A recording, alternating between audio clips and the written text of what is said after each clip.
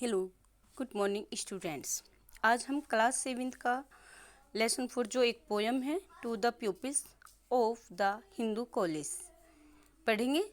यह पोयम एक शिक्षक द्वारा लिखी गई है जो स्टूडेंट्स के बारे में बताता है, यानी एक शिक्षक अपने बच्चे को कैसे क्या क्या पढ़ाता है सिखाता है वो उसके बारे में बताता है।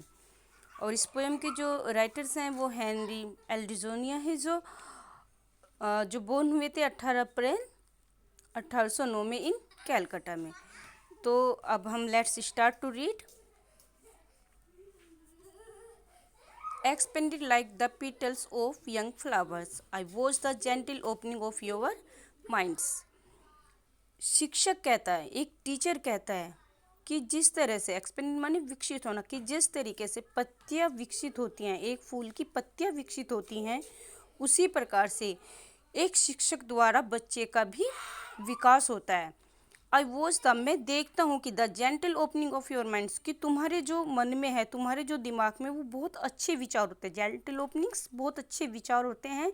And sweet losing of the spell that binds your intellectual energy and powers, और बहुत ही सीधापन, बहुत ही सीधा, लूजिंग माने तो ढीला, कि तुम बहुत सीधे साधे होते हो, लेकिन एक टीचर्स के द्वारा, एक शिक्षक के द्वारा जब वह तुम्हें पढ़ाता है तो तुम्हारा बौद्धिक ज्ञान, इनटेलेक्चुअल एनर्जी, बौद्धिक ज्ञान बढ़ता है, एंड पावर्स, और तुम्हारी शक्तियाँ बढ़ती है। कहने का मतलब है कि तुम्हारे ज्ञान के साथ साथ तुम्हारा शारीरिक विकास भी होता है और आंतरिक विकास भी होता है। दैट स्ट्रेच माने होता है फैलाना। जिस तरीके से सभी पक्षी समर आवर्स गर्मियों में इधर उधर चले जाते हैं तो their wings to try their strength, तो वो अपने पंख फैलाकर सिर्फ ये देखते हैं कि उनके अंदर कितनी शक्ति है, यानी कि वो अपने पंखों को फैलाकर अपनी शक्ति को तोलते हैं।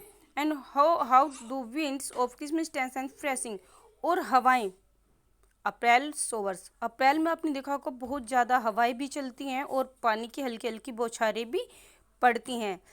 टू अर्ली नॉलेज, उसी प्रकार से अप्रैल के महीने में आप जानते हैं बच्चे, सभी बच्चों का अप्रैल के महीने में नया सेशन शुरू होता है, उनके पास नई बुक्स होती हैं, तो उन्हें भी नया ज्ञान सीखने के लिए मिलता है। एक अध्यापक उन्हें अनेक प्रकार से नए ज्ञान को सिखाता है, यानी उन्हें नए नए ज्ञान की अनुभूति होती है। Of new prescriptions and their influence, prescription मानते हुए एक नई अनुभूति, सेट देयर इन्फ्लुएंस, जब हम नई नई बातें सीखते हैं, नई किताबें पढ़ते हैं तो उनसे हमें नया ज्ञान मिलता है, और वो नया ज्ञान यानी कि वो नई अनुभूति, अनुभव हमारे ऊपर प्रभाव डालता है।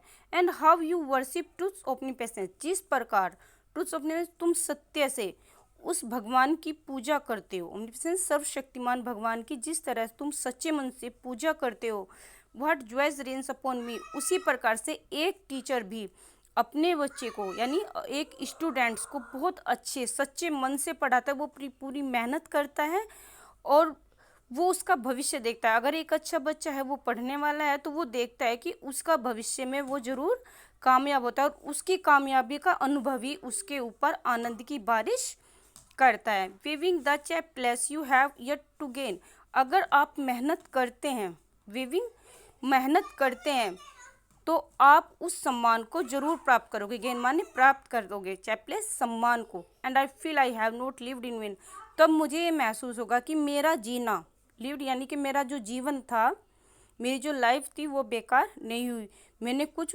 बहुत अच्छा किया। मैंने एक बच्चे को, एक टीचर ही एक बच्चे को न जाने कितने बच्चों को बहुत अच्छा बना देता है, कामयाब कर देता है, उसके पीछे हमारे देश का भविष्य जुड़ा होता है। तो इसी प्रकार एक टीचर का हमारे जीवन में बहुत अधिक महत्व है, हमें हमेशा अपने टीचर्स का रेस्पेक्ट करना चाहिए। So all students watch this video and read this poem, and after that you do your book exercise, word meaning and question answers.